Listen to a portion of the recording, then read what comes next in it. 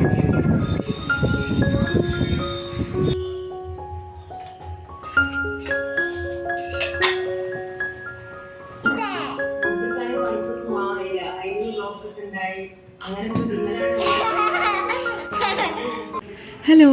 എല്ലാവർക്കും നമസ്കാരം. നമ്മുടെ പുതിയ വീഡിയോയിലേക്ക് എല്ലാവർക്കും സ്വാഗതം. ചെറിയൊരു ഇടവേളയ്ക്ക് ശേഷമാണ് കേട്ടോ ഞാൻ വീഡിയോസ് ഇട്ട് തുടങ്ങിയിരിക്കുന്നത്. അപ്പോൾ വീഡിയോസ് ഇടാതിരുന്നതിന് എന്തെങ്കിലും റീസൺ ഉണ്ടോ എന്ന് ചോദിച്ചാൽ പ്രത്യേകിച്ച് റീസണൊന്നും അങ്ങനെ സ്പെസിഫിക് ആയിട്ട് പറയാനില്ല. എന്നാലും ഒരു കുഞ്ഞ് റീസൺ ഉണ്ട് താനും. അപ്പോൾ എന്താ റീസൺ എന്നൊക്കെ ഉള്ളത് നമ്മുടെ വരും വ്ളോഗുകളിലൊക്കെ ഞാൻ ഷെയർ ചെയ്യാം കേട്ടോ. ഇന്നിപ്പോൾ നമുക്ക് എന്തായാലും ഐശ്വര്യമായിട്ട് തുടങ്ങാം. അപ്പോൾ ഒരിക്കൽ കൂടി എല്ലാവർക്കും സ്വാഗതം. നമ്മുടെ പഴയ വീഡിയോസ് കണ്ടിട്ടുള്ള ആൾക്കാർക്കാണെങ്കിൽ അറിയാം കുറച്ച് വിശേഷങ്ങളൊക്കെ. ഞങ്ങൾ ഇവിടെ ചെന്നൈയിലാണ് താമസിക്കുന്നത്. എൻ്റെ പേര് നീതു എന്നാണ്. അതുകൊണ്ടാണ് കേട്ടോ ഞാൻ ഒന്നുകൂടെ പറയണേ. അപ്പോൾ പുതിയ ആൾക്കാർ ആരെങ്കിലും ഉണ്ടെങ്കിൽ അവർക്കൊരു പരിചയക്കുറവ് വരണ്ടെന്ന് വിചാരിച്ചിട്ടാണ് കേട്ടോ ഞാൻ പറഞ്ഞത്.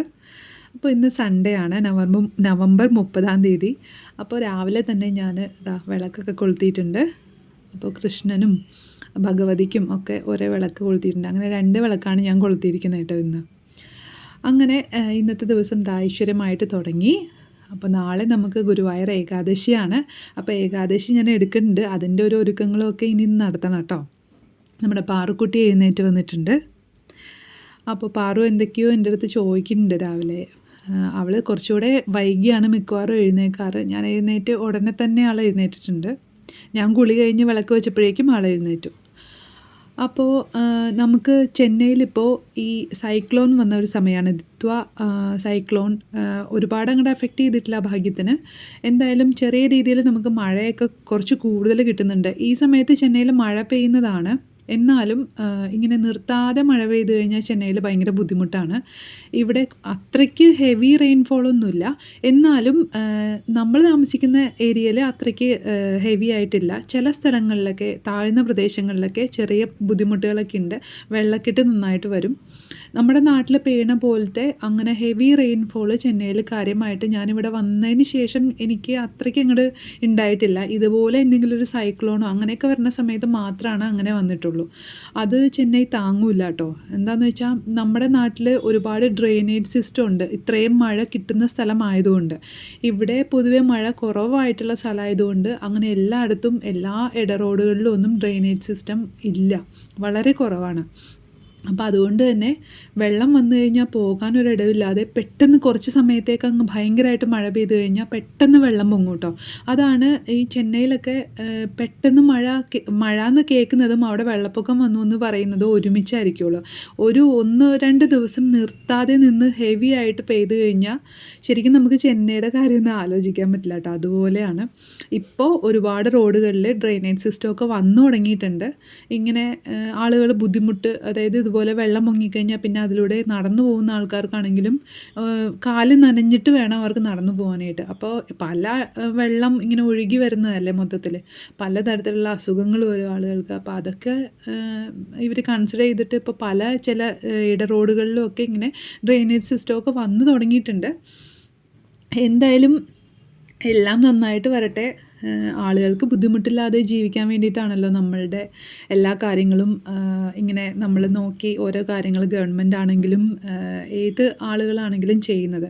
അപ്പോൾ എല്ലാം നന്നായിട്ട് വരും എന്ന് പ്രതീക്ഷിക്കുന്നു. പിന്നെ ഇന്നിപ്പം ഞാൻ കാണിച്ച എൻ്റെ പൂജാ ഷെൽഫ് ഉണ്ടല്ലോ, അത് പഴയ വീഡിയോസ് കണ്ടിട്ടുള്ള ആളുകൾക്ക് പുതിയതാണല്ലോ എന്ന് തോന്നുന്നുണ്ടാവും. അതെ, പുതിയതാണ്. അപ്പം ഞാൻ ഇത് കുറേ നാളായിട്ട് വാങ്ങിക്കണം എന്ന് വിചാരിച്ചൊരു സാധനമാണ് കേട്ടോ. ചെന്നൈയിൽ വന്ന സമയത്ത് ഇവിടെ പൂജാ ഷെൽഫോ അങ്ങനെ ഒന്നും ഉണ്ടായിരുന്നില്ല. കൃഷ്ണൻ്റെ ഒരു ചെറിയ വിഗ്രഹം മാത്രമാണ് ഇവിടെ ഉണ്ടായിരുന്നത്. നല്ല കളർഫുള്ളായിട്ടൊരു ബിംബം ഉണ്ടല്ലോ എൻ്റെ പൂജാമുറിയിൽ, അത് മാത്രമാണ് ഇവിടെ ഉണ്ടായിരുന്നത്. അപ്പോൾ അതിന് വിളക്കോ കാര്യങ്ങളോ, ഒരു വലിയ നിലവിളക്കുണ്ട്, അതങ്ങനെ ഞാൻ വന്നിട്ട് അങ്ങനെ ഉപയോഗിച്ചിട്ടേ ഇല്ല കേട്ടോ. ഒരുപാട് നാളായിട്ട് ഉപയോഗിക്കാതെ ഷൈചേട്ടൻ വെച്ചിരുന്നത് കൊണ്ട് തന്നെ ഇങ്ങനെ ഉപയോഗിക്കാറേ ഇല്ലായിരുന്നു. വിളക്ക് കൊളുത്തുന്ന പരിപാടിയൊന്നും ഇവിടെ ഉണ്ടായിരുന്നില്ല ഷൈചേട്ടൻ തന്നെ താമസിച്ചുകൊണ്ടിരുന്ന സമയത്ത്. അപ്പോൾ ഞാൻ ഇവിടെ വന്ന ശേഷം എന്തായാലും ഒരു ചെറിയ വിളക്ക് വാങ്ങിക്കാം എന്ന് പറഞ്ഞിട്ട് ഞാനും ഷൈചേട്ടനും കൂടെ പോയിട്ട് ഒരു ചെറിയൊരു വിളക്ക്, കെടാവിളക്കാണ് ഞാൻ വാങ്ങിച്ചത്. പിന്നെ ഒരു ചെറിയ കിണ്ടി, തളിക, ചന്ദനത്തിരി വയ്ക്കുന്ന സ്റ്റാൻഡ് ഉണ്ടല്ലോ, ഇതെല്ലാം കൂടെ വെക്കാൻ പറ്റുന്നൊരു ആ തളികയാണ് വാങ്ങിച്ചത്. അങ്ങനെ ഞാൻ വിളക്ക് കൊളുത്തി തുടങ്ങി. പിന്നെ ഞാൻ പല അമ്പലങ്ങളിൽ പോയപ്പോഴും ഒക്കെ ആയിട്ട് വാങ്ങിയ വിഗ്രഹങ്ങളും ഫോട്ടോസും ഒക്കെയാണ് ഇപ്പം നമ്മുടെ കയ്യിലുള്ളത് കേട്ടോ. എല്ലാം ഞാൻ വളരെ ആഗ്രഹത്തോടു കൂടെ എനിക്ക് ഈ പൂജ കാര്യങ്ങളിലൊക്കെ ഇവിടെ വന്നതിന് ശേഷമാണ് കുറച്ച് ഇൻട്രസ്റ്റൊക്കെ വന്നു തുടങ്ങിയത്. അപ്പോൾ അതുകൊണ്ട് തന്നെ വളരെ ആഗ്രഹത്തോടു കൂടെ ഞാൻ വാങ്ങിച്ച സാധനങ്ങളാണ് കേട്ടോ. ഈ ദിവസവും വിളക്ക് വെച്ച് നാമം ചൊല്ലുമെന്നുണ്ടെങ്കിലും നമ്മളിങ്ങനെ ഇതുപോലെ ഒരു പൂജാ ഷെൽഫ് ഉണ്ടാക്കി അതിൽ ഫോട്ടോസൊക്കെ വെച്ച് ആരാധിക്കുന്ന ശീലമൊന്നും എൻ്റെ വീട്ടിലൊന്നും ഉണ്ടായിരുന്നില്ല. എൻ്റെ വീട്ടിൽ ഞാൻ ജനിച്ചു വളർന്ന വീട്ടിൽ ഫോട്ടോസ് വെച്ചിട്ടുണ്ട്. ഇങ്ങനെ കൃഷ്ണൻ്റെയും ദേവിയുടെയൊക്കെ ഫോട്ടോസൊക്കെ നിറയെ നിരത്തി വെച്ചിട്ടുണ്ട്. പക്ഷേ അത് ഫ്രണ്ട് ഡോറിൻ്റെ അവിടെയാണ് വെച്ചിരിക്കുന്നത്. അതിൻ്റെ ഫ്രണ്ടിലാണ് നമ്മൾ ആ വലിയ കോലായി ഉണ്ട്, അവിടെയാണ് വിളക്ക് കൊളുത്തി നമ്മൾ സന്ധ്യയ്ക്ക് നാമം ചൊല്ലണേ. അപ്പോൾ ആ ഒരു രീതിയാണ് ഞാൻ കണ്ടു വളർന്നേക്കണേ. പിന്നെ ഷൈച്ചേട്ടൻ്റെ വീട്ടിലാണെങ്കിലും അങ്ങനെ തന്നെയാണ്. വിളക്ക് കൊളുത്തി നമ്മൾ ഫോട്ടോയുടെ മുമ്പിൽ വിളക്ക് കൊളുത്തുന്ന അങ്ങനെ ഒരു ശീലമൊന്നുമില്ല. നമ്മൾ ഇവിടെ വീടിൻ്റെ ഉമ്മറത്ത് നമ്മൾ വിളക്ക് കൊളുത്തുമല്ലോ സന്ധ്യയ്ക്ക്, അതുപോലെ തന്നെ ചെയ്യും എന്നേ ഉള്ളൂ. അപ്പോൾ ഇവിടെ ചെന്നൈയിൽ വന്നതിന് ശേഷമാണ് ഞാനിങ്ങനെ ഉള്ളൊരു പൂജാ ഷെൽഫ് കൂടുതലായിട്ട് ഞാൻ കണ്ടിട്ടുള്ളത്. നമ്മുടെ നാട്ടിലുണ്ടെങ്കിലും അങ്ങനെ കോമൺ ആയിട്ടില്ല എന്നാണ് എനിക്ക് തോന്നിയിട്ടുള്ളത് കേട്ടോ.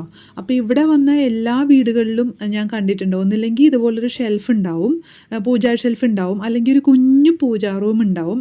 അതല്ലെങ്കിൽ ഈ നമ്മുടെ ഭിത്തി അലമാരി ഉണ്ടല്ലോ, അത് പൂജാ ഷെൽഫായിട്ട് അവരെവിടെയെങ്കിലും ഏതെങ്കിലും ഒരു റൂമിൽ ചെയ്തിട്ടുണ്ടാവും.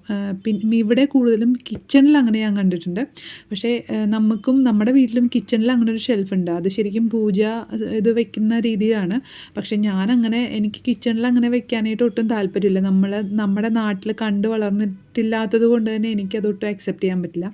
അപ്പോൾ അതുകൊണ്ട് ഞാൻ ഇവിടെ വന്നതിന് ശേഷം എവിടെ വെക്കും എന്നുള്ളത് എനിക്കൊരു ചോദ്യചിഹ്നമായിരുന്നു. പിന്നെ ഞാനിവിടെ ഒരു ടീപ്പോയ് ഉണ്ടായിരുന്നു, അതിൻ്റെ മുകളിൽ കൃഷ്ണനെ എടുത്തു വെച്ച് അതെല്ലാം ഒന്ന് തുടച്ച് അവിടെ വെച്ചു. പിന്നെ ഞാൻ ആ ടീപ്പോയുടെ മുകളിൽ തന്നെയാണ് വിളക്ക് കൊളുത്തി തുടങ്ങിയത്. അങ്ങനെ ഞാൻ ആഡ് ഓൺ ചെയ്താണ് എൻ്റെ കയ്യിലിരിക്കുന്ന എല്ലാം വാങ്ങിച്ചത് കേട്ടോ.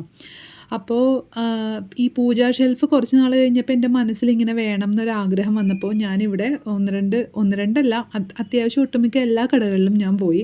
നമ്മുടെ തൊട്ടടുത്ത് ഒരു വലിയ ഷോപ്പുണ്ട്, അവിടെ പോയി. ജയചന്ദ്രനിൽ അവിടെയാണ് പോയത്. പിന്നെ വേറൊരു ഫേർണിച്ചറിൻ്റെയൊക്കെ ഷോപ്പിൽ പോയി. പിന്നെ ശരവണ സ്റ്റോഴ്സ്, പോത്തീസ്, അങ്ങനെ കുറേ സ്ഥലത്ത് പോയിട്ടോ. ക്രോംപേട്ടിലുള്ള ഈ സ്റ്റോഴ്സിലൊക്കെ പോയി. പിന്നെ അങ്ങനെ പല സ്ഥലങ്ങളിലും ഞാൻ പോയി. പക്ഷേ നമ്മുടെ ഇപ്പോൾ എല്ലാ സ്ഥലത്തും നല്ല ഭംഗിയുള്ളതൊക്കെ ഉണ്ട്. പക്ഷേ ചിലപ്പോൾ നമ്മൾ ഉദ്ദേശിക്കുന്ന ആ ഒരു രീതിയിലുള്ളത് നമുക്ക് ചെറിയൊരെണ്ണമാണ് വേണ്ടത്. നമ്മുടെ വീടിൻ്റെ സൗകര്യത്തിന് ഒരു ചെറുതാണ് പറ്റുക. അപ്പോൾ എനിക്കും ചെറുത് വേണമെന്ന് തന്നെയായിരുന്നു. ആ ഒരു വലിപ്പത്തിലുള്ളത് ചിലപ്പോൾ അത് കിട്ടില്ല. അങ്ങനെയൊക്കെ പല കാര്യങ്ങളിൽ എങ്ങൊന്നും എനിക്ക് വാങ്ങിക്കാൻ പറ്റിയില്ല. പിന്നെ ഈ അടുത്ത് ഞങ്ങളൊരു ഷോപ്പിലിവിടെ നമ്മുടെ താമസിക്കുന്നതിൻ്റെ അധികം ദൂരമില്ല. അപ്പോൾ അവിടെ പോയി നോക്കിയപ്പോഴാണ് എനിക്കിപ്പം ഞാൻ വാങ്ങിച്ച എൻ്റെ മനസ്സിനാണെങ്കിൽ ഒരു പൂജാ ഷെൽഫ് കിട്ടിയത് കേട്ടോ. അപ്പോൾ അതിലെനിക്ക് ഭയങ്കര സന്തോഷമുണ്ട്. ഞാനവിടെ വെച്ച് കണ്ടതിലും ഭംഗിയായിട്ടാണ് അവരെനിക്ക് കൊണ്ടുവന്ന് തന്നത് കേട്ടോ. അതും ഭയങ്കര സന്തോഷമാണ്. എന്താണെന്ന് വെച്ചാൽ ഞാനവിടെ വെച്ച് കണ്ടപ്പോൾ ഈ ഒരു ഡിസൈൻ ഉള്ള ഈ സെയിം സാധനം തന്നെയായിരുന്നു. പക്ഷേ അതിൻ്റെ ഹാൻഡിൽ ഒരു പ്ലെയിൻ സ്റ്റീലിൻ്റെ ഹാൻഡിലായിരുന്നു, ഒരു നോർമൽ ഹാൻഡിലായിരുന്നു. പക്ഷേ എനിക്ക് അവർ ഡെലിവറി ചെയ്തതിൻ്റെ ഹാൻഡിൽ ഒരു മയിൽ ഡിസൈനാണ് കേട്ടോ. അതെനിക്ക് ഭയങ്കര ഇഷ്ടപ്പെട്ടു. കാരണം വന്നു കഴിഞ്ഞപ്പോൾ ആ ഒരു ഹാൻഡിൽ അതുമ്പോൾ വന്നപ്പോൾ തന്നെ ഇതിൻ്റെ ഫുൾ ലുക്കും മാറി കേട്ടോ. കുറച്ചും കൂടെ എൻഹാൻസ് ചെയ്ത് നിൽക്കുന്ന ഒരു രീതിയിലായ എൻ്റെ ഡിസൈൻ നല്ല ഭംഗിയുണ്ടായിരുന്നു. നല്ല ഭംഗിയുണ്ട് കാണാനായിട്ട്. അപ്പോൾ ഞാനൊരു ദിവസം ഡീറ്റെയിൽ ആയിട്ട് കാണിക്കാം കേട്ടോ. അപ്പോൾ അങ്ങനെ ഞാൻ എൻ്റെ പൂജാ ഷെൽഫിൻ്റെ കഥയായിരുന്നല്ലേ ഇന്ന് പറഞ്ഞത്. എന്തായാലും നമ്മൾ ഒരു സ്ഥലത്തേക്ക് വരുമ്പോൾ നമ്മളെ ആ സ്ഥലവും അവിടുത്തെ ആളുകളും ഒരുപാട് സ്വാധീനിക്കും എന്നെനിക്ക് തോന്നിയിട്ടുണ്ട്.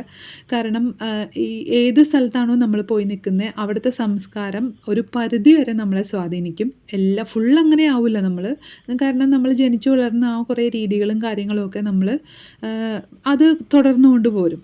എവിടെയാണോ നമ്മൾ വേറെ ദൂരെ പോകുമ്പോൾ അവിടുത്തെ നല്ല നല്ല കാര്യങ്ങൾ, നമുക്കിഷ്ടപ്പെടുന്ന പോസിറ്റിവിറ്റി തരുന്ന കാര്യങ്ങളുണ്ടെങ്കിൽ അത് നമ്മുടെ ലൈഫിലേക്ക് ഉൾക്കൊള്ളണം. അത് നമ്മൾ അക്സെപ്റ്റ് ചെയ്ത്, അല്ലാതെ ഞാൻ അങ്ങനെ ശീലിച്ചിട്ടില്ല, അതൊരിക്കലും ഞാൻ ചെയ്യില്ല എന്ന് പറഞ്ഞ് മാറി നിൽക്കാതെ അത് നമ്മുടെ ലൈഫിലേക്ക് പോസിറ്റിവിറ്റി, ഹാപ്പിനെസ് ഒക്കെ കൊണ്ടുവരുന്നുണ്ടെങ്കിൽ ആർക്കും ദോഷമില്ലാത്ത കാര്യങ്ങളാണ്. നമ്മുടെ ലൈഫിൽ നല്ല കാര്യങ്ങൾ നല്ലത് സംഭവിക്കാൻ അത് കാരണമാവുന്നുണ്ടെങ്കിൽ നമ്മളത് ചെയ്യുന്നതിൽ ഏറ്റവും നല്ല കാര്യമാണെന്നാണ് കേട്ടോ ഞാൻ വിശ്വസിക്കണേ. അപ്പോൾ അതുകൊണ്ട് തന്നെ ഇവിടുത്തെ കുറേ ഭക്ഷണ രീതികളും പിന്നെ ഇവിടുത്തെ സംസ്കാരത്തിൻ്റെ ഭാഗമായിട്ടുള്ള കുറേ ആഘോഷങ്ങളും അതൊക്കെ ഞാനും ഇപ്പം എന്താ പറയുക, അറിയാൻ ശ്രമിക്കാറുണ്ട്. അത് എൻ്റെ ജീവിതത്തിൽ നല്ല രീതിയിൽ തന്നെ അത് എന്താ പറയുക, റിഫ്ലക്റ്റ് ചെയ്യാറുണ്ട് കേട്ടോ. നല്ലൊരു പോസിറ്റിവിറ്റി എനിക്ക് ആ ഒരു കാര്യങ്ങളൊക്കെ ചെയ്യുമ്പോൾ എനിക്ക് കിട്ടാറുമുണ്ട്. അപ്പോൾ എല്ലാവർക്കും അങ്ങനെ ആവണമെന്നില്ല. നമുക്കെന്താണോ താല്പര്യം, നമുക്കെന്താണോ സന്തോഷം കിട്ടുന്നത്, ആ സന്തോഷം നമ്മൾ തന്നെ കണ്ടെത്തണം എന്നാണ് എനിക്ക് തോന്നിയിട്ടുള്ളത്. അപ്പോൾ ഞാൻ പറഞ്ഞു വന്നത് എന്താണെന്ന് വെച്ചാൽ, നമ്മൾ വേറൊരു സ്ഥലത്തേക്ക് പോകുമ്പോഴാണെങ്കിലും നമ്മൾ എവിടെയാണെന്നുണ്ടെങ്കിലും നമുക്ക് സന്തോഷം കിട്ടണില്ല എന്നുള്ളൊരു തോന്നൽ ആർക്കെങ്കിലും ഉണ്ടെന്നുണ്ടെങ്കിൽ അതിന് ഏറ്റവും നല്ല വഴി നമ്മുടെ സന്തോഷം നമ്മുടെ കയ്യിലാണെന്ന് വിശ്വസിക്കുന്നത് തന്നെയാണ്. അപ്പോൾ നമ്മൾ ഹാപ്പി ആയിട്ട് ഇരിക്കണം എന്നുണ്ടെങ്കിൽ നമ്മൾ തന്നെ വിചാരിക്കണം. അതല്ലെങ്കിൽ എന്തൊക്കെ സാഹചര്യങ്ങൾ ഉണ്ടെന്നുണ്ടെങ്കിലും നമുക്ക് ആ ഹാപ്പിനെസ് കണ്ടെത്താൻ പറ്റാതെ പോവും. നമ്മുടെ ചുറ്റുമുള്ള ആൾക്കാർ എന്തോരം സന്തോഷം തന്നാലും നമുക്ക് അതൊന്നും ഒരു സന്തോഷമായിട്ട് തോന്നില്ല. അതല്ലാന്നുണ്ടെങ്കിൽ നമ്മൾ എപ്പോഴും ഹാപ്പി ആയിട്ടിരിക്കും. എപ്പോഴും ഒരാൾക്ക് ഇങ്ങനെ ചിരിച്ചിരിക്കാൻ പറ്റില്ല. നമ്മുടെ ലൈഫിൽ കുഞ്ഞു കുഞ്ഞു സന്തോഷങ്ങളും സങ്കടങ്ങളും വന്ന് പോവും. പക്ഷേ ആ സങ്കടങ്ങളൊന്നും നമ്മളെ ഭയങ്കരമായിട്ട് അഫക്റ്റ് ചെയ്ത് നമ്മൾ ഭയങ്കര ഡള്ളായിട്ട് അങ്ങനെ ഒരു നെഗറ്റിവിറ്റിയിലേക്കൊന്നും നമ്മളെ കൊണ്ടുപോവില്ല. നമ്മൾ അത് കഴിഞ്ഞ് അപ്പം തന്നെ അത് ഓവർകം ചെയ്ത് നന്നായിട്ട് തന്നെ മുന്നോട്ട് പോകാൻ തുടങ്ങും എന്നാണ് എനിക്ക് തോന്നിയിട്ടുള്ളത് കേട്ടോ. അപ്പോൾ എൻ്റെ കുറേ ചെന്നൈയിൽ വന്നിട്ടുള്ള കുറേ കാര്യങ്ങളൊക്കെയാണ് ഞാനിന്ന് ഷെയർ ചെയ്തിട്ടോ. ഇതെല്ലാം ഞാൻ എൻ്റെ മനസ്സിൽ നിന്ന് പറയുന്ന കാര്യങ്ങളാണ്.